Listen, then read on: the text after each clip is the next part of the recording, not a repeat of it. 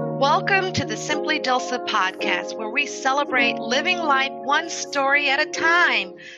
I'm Dilsa Saunders Bailey, an independent author and self-publishing consultant who loves stories and loves to share stories, especially through my romantic suspense novels. And I love helping others reach their publishing goals, specifically those who want to write a book as a tool to help boost their businesses. Now, these are the folks I normally refer to as bookpreneurs. Today, our guest is more than just a bookpreneur. Now, when I mention bookpreneur, keep in mind that it doesn't necessarily mean that the book is the basis for their business, but it can also be a product or a business card that promotes your expertise and your passion. Today, our guest is GIllian Royes. She's an author of the Shad Series. There's 4 detective novels that are set in northern Jamaica. And I'm going to let her tell you more about those. And I'll let her tell you about her 2 nonfiction books. One is entitled Business is Good. And the other one, I love the title of this one, GIllian, Success, the New Gender Rules at Work. Now, GIllian, she's much more than an author of books. She's a playwright. She's a very busy lady, and we're going to talk about all the things she has up her sleeves today. So forgive me for the long intro because, as I said, she's a very busy lady. She has a lot going on. Ladies and gentlemen, let's welcome GIllian Royes. How are you, GIllian? I'm fine, Dilsa. Thank you. I'm going to enjoy this. What's your first question to me? Oh, okay. Well, first of all, are you in Atlanta or are you in St. Croix? No, I'm in Atlanta. Yeah, I've been living in St. Croix for the last 8 years, but I sold my home there and decided to stop teaching. I was teaching at the University of the Virgin Islands, Oh, okay. and I decided to self-retire from teaching and move back to Atlanta and write full time because I had been writing part time, getting up early in the morning and writing for 2 or 3 hours before going in to teach. So it's just been delightful to write whenever I feel like writing, which is often. You know how that is. You love writing, you do it. It's fun, right? Uh-huh. It's play for me. Writing is play, using my imagination and creative faculties of play. So I play for about 4 or 5 hours every day and then do whatever I want for the rest of the time. That is awesome. That's the great life. Yeah. That is perfect. Um, I'm so happy you're able to join us today to share your literary experiences and to hear things like I write 4 or 5 hours a day and then play. Well, that's playing 4 or 5 hours a day and then having something else to do whenever you want to do. First of all, you have gained success that so many writers really dream about, and that's being traditionally published. And your books, the Shad series, which I've read, tackle social issues in your books for the Jamaican culture. Do you think that was what attracted your traditional publisher, the topics that you used, or was it just your amateur sleuth Shad? Because the books were so well written. I guess it could be a combination, but what was it that attracted a traditional publisher? Well, first of all, thank you for reading all 4 of them. I, uh, huh, long story, but I'll be short. I used to, when I was writing, I just had this compulsion to switch from nonfiction to fiction because I love to write novels. So I had this real compulsion, but didn't know what to write. And then this was over a period of years, maybe 7, 8 years. And then I had a dream, got up 3 o'clock in the morning, wrote down the dream, put it down. Year and a half later, I start writing, discover I really don't know how to write fiction. So I did what I always do. Don't know something, go to a class. So I started going to classes at Callenwald Fine Arts Center in Atlanta and did that for 2.5 years. And during that time, I learned fiction writing. That class really did it for me. So um, I thought, okay, I'm going to take this product, this first book, thought it was going to be my mega book and never have to write again. Uh, so I paid my good money and went to this, you have to qualify to go to this workshop in New York in a class of 20. And I got in and I was going to meet all these editors. So they introduced me to all these editors. I pitched the novel. They all said no. So I asked the last woman who was a senior editor with Berkeley Publishers, Berkeley Press, why she turned it down, because you have to write well to get into this workshop to begin with. She said, we don't do white male heroes anymore. Take your bartender and turn him into the hero. So I took that information, went back to the Virgin Islands, sweated about it, and I said, you know what, I'm going to do it. Nothing to lose. So I did it, and in the process of rewriting the whole book, I happened to bump into, I mean, literally through nothing to do with publishing, I bumped into this woman I'd worked with before 40 years ago, bumped into her in Atlanta, visiting Atlanta, and she asked me what I was doing. I told her about the novel, and she didn't say anything. And when I was finished, she went and got out her business card, and she said, send it to me when you're finished. Turned out she was a senior editor at Simon and Schuster. Wow. And I did.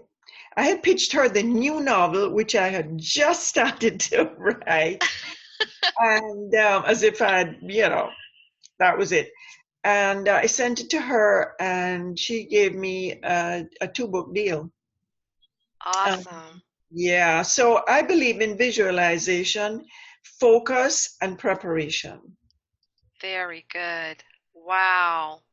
And that works. It That definitely works. works. That Yeah. works. Prepare yourself. Know what publishers want. And if they tell you we don't do that, don't argue with them. Okay. Either go to another publisher that will publish the same thing, or rewrite it the way they tell you. So it's one of the other. Okay, I think that was awesome that you asked her why, and she was able to give you something specific. So that was fantastic. Yeah, that was Yeah. very, very helpful. And I'm glad that I went with it and swallowed my pride. Yeah. Yeah, that was the beginning. And then I spun off, as you will go into right now. Oh, okay. Fantastic. Now, your books, they're very intriguing. What made you choose the mystery genre? Why did you create a detective? Was there anyone specific in your life or any situation that spurred that? What drove you to that particular genre? Maybe because I like to read. I like to read mysteries, and I like cozy mysteries, which are mysteries that don't have too much blood and gore. Yeah, So with you on that. that's what's called a cozy mystery. And so I just decided to turn it completely around. And when I rewrote it, and it made the bartender, who had been sort of the comedian but the commonsensical one, I thought, why not make him a CSI fan and turn him into this amateur detective, make it a gentle kind of mystery. So Hmm. I also wanted to tackle the social issues in Jamaica, and there are so many to tackle. Yeah. So those 4 have 4 different issues. The first one tackles, do you remember? The woman, she was too strong. Yeah, it's Or, about political, and it becomes a political story with the woman fighting against the political thugs, and it has something to do with misogyny as well in Jamaica, that thuggery often is directed, and we see it in Africa as well, directed towards women. Mm-hmm. So there is that element of political corruption and thuggery, but it's woven into the story. I don't like my social issues to come in and just hit you over the head. Yeah, they were very subtle. You introduced them and in a real life way. So I think that they were perfect. As a matter of fact, you did that also in your play. You just had a play called How to Be an Immigrant down Mhm. at the Hateville Academy here in Atlanta. I really enjoyed it. It was fantastic. You actually captured the Jamaican culture perfectly, but I guess you would because you're Jamaican, correct? That's correct. Yes, and you were an immigrant. I am. I'm born and bred in Jamaica and schooled, and I came up here originally on a scholarship to go to university, and then I went back to Jamaica after I finished my doctorate, and I came back in 2000 and re-immigrated, had to start all over again, and it was much more difficult this time because of 9/11. Wow. So it took me 9 years to go through that process, and that was the toughest time in my life. That those first years coming back in midlife with no money and starting my life all over again in the United States from scratch. So Yeah. that was tough. Yeah, but That took a lot of courage, and that's what your play showed how much courage that the main character had to go through. And what was funny was um, some of the things were some of the incidents or the scenes or the conversation period was very familiar to me because decades ago a friend of ours married a Jamaican girl, and they invited us over for dinner shortly after they were married to meet her family, and her mother reminded me so much of the character in your play. yeah, really. I mean, she was strong-willed, she was very opinionated, but she was laser focused. She knew what she wanted and how she was going to get it. And I was like, that screams mom.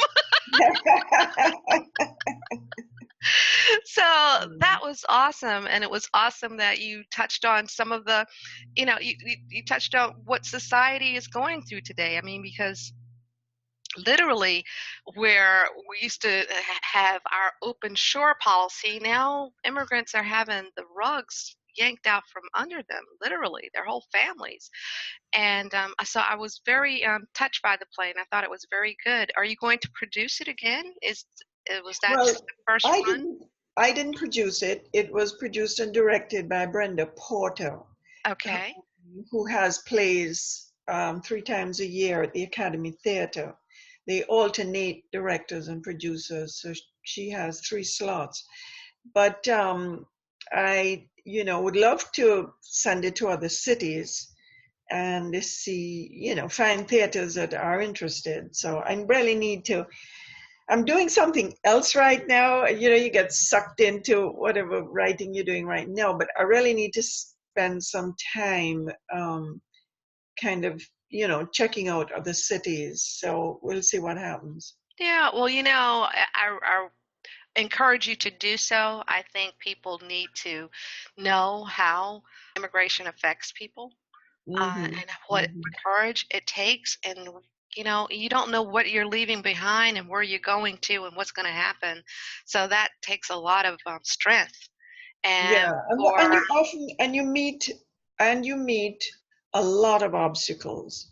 Uh, yeah, Not only bureaucratic, administrative, trying to get your green card and become a citizen, but you also have financial obstacles because you have to come with cash because you have no credit when you start off. And it takes a while to build up credit. And all that time, you are looking for work, you are trying to get your green card, you are struggling to put down a deposit on the first month's rent, and you have to buy a car with cash because you have no credit. It's just so the financial part of it is big, and then you have the social part, especially if you come up not knowing anyone and you have no friends, and you have to look around and say, who can I trust? Who is going to understand me? Who is not going to take advantage of me? So you have those elements. You have the bureaucratic element, you have the financial element, and you also have the social element. Not to mention the professional element, because when Wow. you do get a job, you have to prove yourself even more than anybody else there who is an American, because they see you as coming from a third world, if you are coming from, a third world country, a developing country. Hmm. Um, and so you have to overcome that barrier as well. So you're fighting on all fronts. Wow. That's incredible. Well, I hope you get that play in other cities and get the word out. People need to see it. They really do.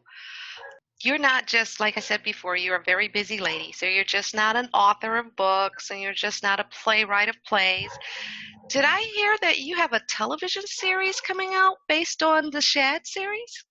Well, I'm working on two scripts. One I'm working on based on the Shad series with a co-writer. And I like collaborating with other people from time to time. So we're doing this together because this is an action series, and he's an action writer, an award-winning action writer. Wow. So I'm working with him to turn the Shad series. I'm amping it up into an action series for cable. And the other thing I'm working on personally right now, while he's working on that script, finishing that up, and the Bible to go with it. You know what a Bible is, right? Pardon me? A Bible? Um, Yes. a Bible goes along with your TV series. It describes what episodes are coming, the characters in the series, and so on. It's called a Bible. Okay. And then they give you an analysis after that, after you receive the Bible. Is that how it works? No, you write the Bible, Okay. you write the pilot for the series, and you write the Bible, and Okay. then you send your you send your pilot off for review if you want, um, and you can get it reviewed from a number of different places, and they tell you what to fix, what not to fix, what works, what doesn't work, and then when you finish with that, you send the pilot and the Bible off to readers at different locations. Oh, okay. That's awesome. I'm sorry. I got distracted for a moment because my dog is barking like she's going crazy. Can you hear her? I hear her in the background, yes. So I'm going to have to charge her for podcast fees. Now, Good thought. oh, Mm. now tell us the names, tell the audience the names of your books and where you can get those books, because I want everybody to be able to learn more about Shad. The first book in the Shad series is called, I'm zooming backwards here, um, The Goat Woman of Largo Bay, Hmm. number one. That was published in 2011. And then in 2012, I came out with The Man Who Turned Both Cheeks. And the third one came out in 2014, The Sea Grape Tree. And the fourth one is called The Rhythm of the August Moon. Oh no, Awesome. sorry, The Rhythm of the August Rain. Sorry. That's Where did I quite all get right. moon from? Oh my gosh, I wonder what. And you can get all of those where? You can get them in a bookstore or from Amazon. That should do it. Okay. And Fantastic. and now I'm working on a dramedy about an immigrant, but it's a dramedy is a drama comedy, and Uh-huh. sort of like Orange is the New Black or Girlfriend's Guide to Divorce. kind of thing. So I'm working on a dramedy about an immigrant who comes up in midlife and is just hit with culture shock. Wow. Well, I can't wait to see your television series and the dramedy.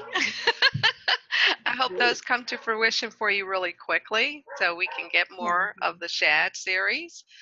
Normally, I will ask, and I was hoping my dog would be quiet long enough to ask this. Give it a try. um, what I normally ask my guest is for some sage advice, like sage advice from an old friend who likes living life one story at a time. Some advice you can give to the writer or the bookpreneur. That's um, something, and I know you've given us some advice early on, but if you could expand on that. What is it that you wish you had known before you started, or if there's something that you want to let us know how to address going forward as a writer? I think when you first start out, ignorance is bliss. Because if you know the journey that this is going to take you on, you might have second thoughts.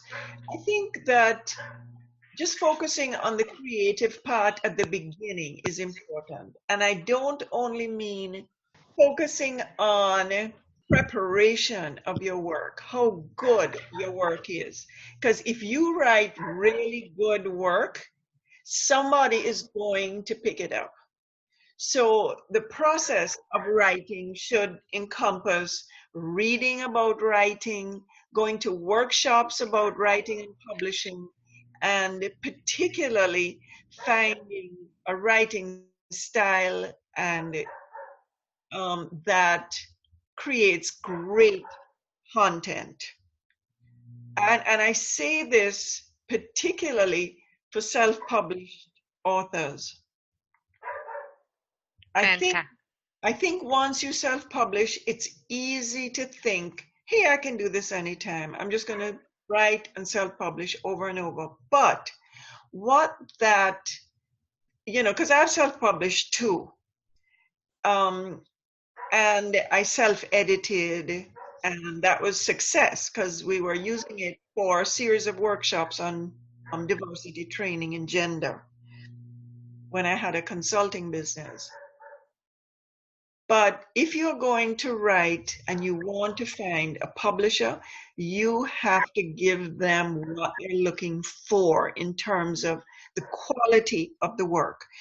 They may not know or even be looking for a particular subject matter, and that's a good thing because you can hit them with something that's really different, unique, that they say, hey, this is going to do well.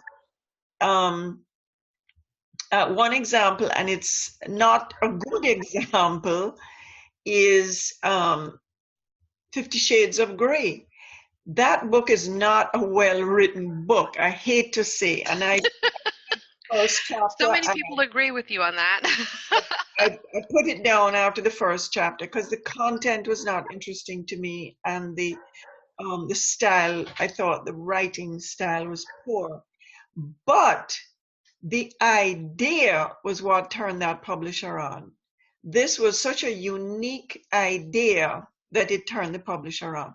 So you can have a very unique idea, and if you couple it, because I believe in hitting for the high bar, getting over the high bar, setting the high bar and getting over it. If you get a very unique subject area, which in my case was a bartender in Jamaica who is an amateur detective, had never been done. Mm-hmm. So if you find something that's truly different in a different setting, not the same old, boy loves girl, girl loves boy, problem happens, they solve it and live happily ever after. That we have to be really careful, particularly if you are a minority, of not doing what mainstream has been doing forever. Right. Be very careful about that. Do stuff that you've seen, you know, you're familiar with, that is different from anything you've seen before. And do it well. Again, if you're a person of color, write well. You're not going to get away with trash.